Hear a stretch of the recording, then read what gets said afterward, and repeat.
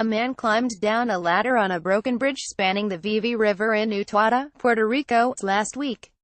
The bridge was washed away during Hurricane Maria, and makeshift ladders are the only way to get across.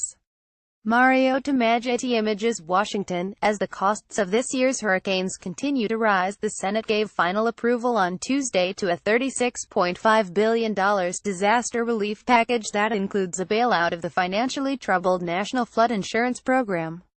The Senate voted 82-17 to approve the bill. The package is the second to clear Congress in as many months, and lawmakers say that much more money will still be needed as the nation grapples with Hurricanes Harvey, Irma and Maria. This is a multi-step process, Senator Patrick J. Leahy of Vermont, the senior Democrat on the Senate Appropriations Committee, said on Monday. He said the Trump administration had committed to proposing another, more comprehensive disaster relief package in the weeks to come. The House approved the $36.5 billion package earlier this month.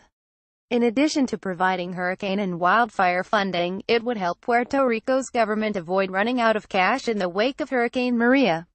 Final passage of the measure comes on top of a $15.3 billion disaster measure that passed in September, bringing the total tab to more than $50 billion as deficits rise and Republicans push a $1.5 trillion tax cut.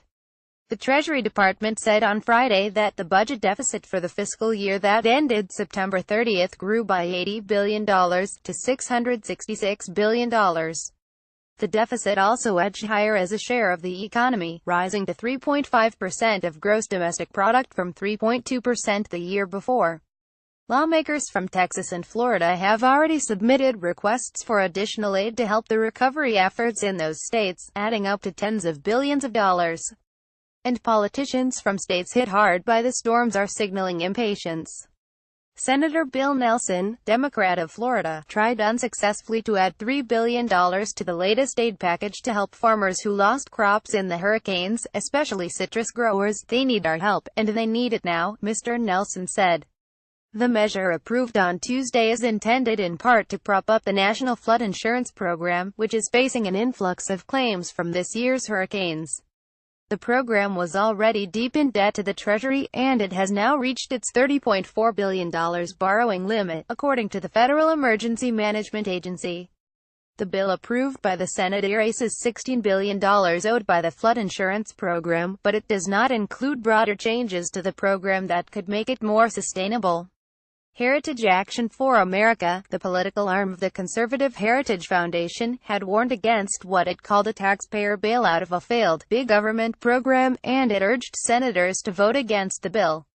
Senator Mike Lee, Republican of Utah, said the flood insurance program was the triumph of good intentions over sound public policy, and he lamented that the bill would wipe away debt owed by the program, no questions asked, instead of helping the victims of these disasters through responsible aid paired with lasting reform. Mr. Lee said, Congress has rushed to its favorite so-called solution, billions of dollars in new spending with little accountability or meaningful oversight.